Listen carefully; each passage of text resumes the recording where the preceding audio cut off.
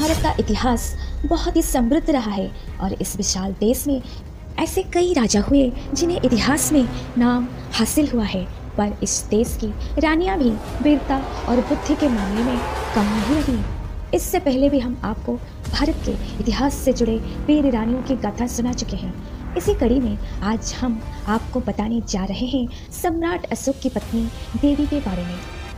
हमेशा सम्राट अशोक के साथ उनकी प्रेयसी और बाद में बनी पत्नी कारुबाकी का नाम लिया जाता है, लेकिन महारानी देवी की गाथा भी कुछ कम मशहूर नहीं है। महारानी देवी को बौद्ध धर्म की प्रचारक माना जाता है और उनके बच्चे भी श्रीलंका के बौद्ध धर्म के प्रचारक रहे और उनकी बेटी संघमित्रा तो इतनी मशहूर हुई कि उनके नाम पर कई जगह देखी जा सकती है। चलिए आज बात करते हैं महारानी देवी के बारे में।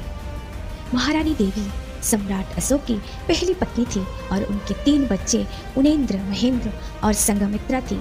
श्रीलंका से जुड़े लोक कथाओं की माने और भारतीय इतिहास को देखें तो दोनों ही जगह देवी को विदिशा की एक बहुत बड़े व्यापारी की बेटी माना जाता है।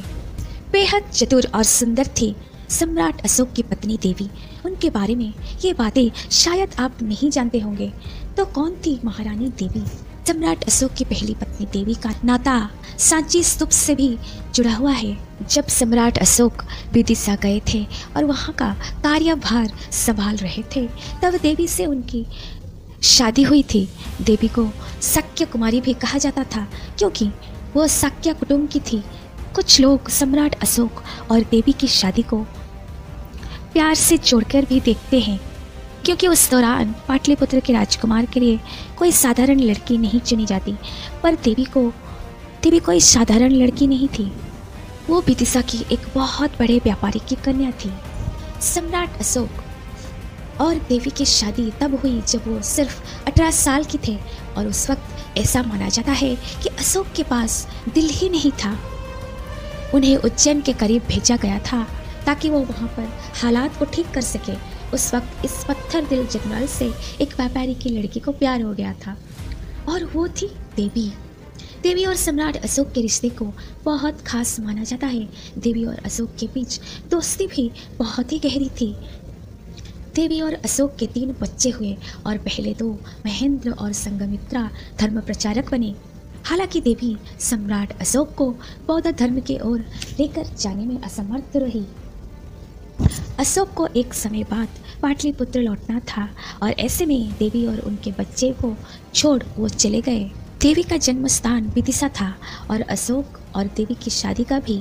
ऐसे में देवी ने सांची और विदिशा कई पौराणिक स्थलों को बनवाया और एक विहार भी बनवाया था। शायद यही कारण है कि सम्राट अशोक ने सांची को चुना और सांची स्तूप जैसे बेहद सुंदर कलाकृति बनाई गई। उस वक्त बौद्ध धर्म भारत में बहुत लोकप्रिय हो चुका था क्योंकि देवी बौद्ध धर्म को मानती थी, इसीलिए विदिशा को बौद्ध धर्म के लिए इतना महत्वपूर्ण स्थान माना जाता है। बौद्ध धर्म हिंदू सनातन धर्म के उपनिषद से कोई अलग नहीं है। महारानी देवी को धार्मिक महिला माना जाता है और उनकी पहचान भी इसी तरह बताई जाती है। आप भारत की किस महारानी के बारे में जानना चाहती हैं, उसके बारे में हमें कमेंट बॉक्स में ज़रूर बताएं। अगर आपको ये हमारी वीडियो अच्छी लगी तो इस वीडियो को अपने दोस्तों के साथ शेयर ज़रूर करें।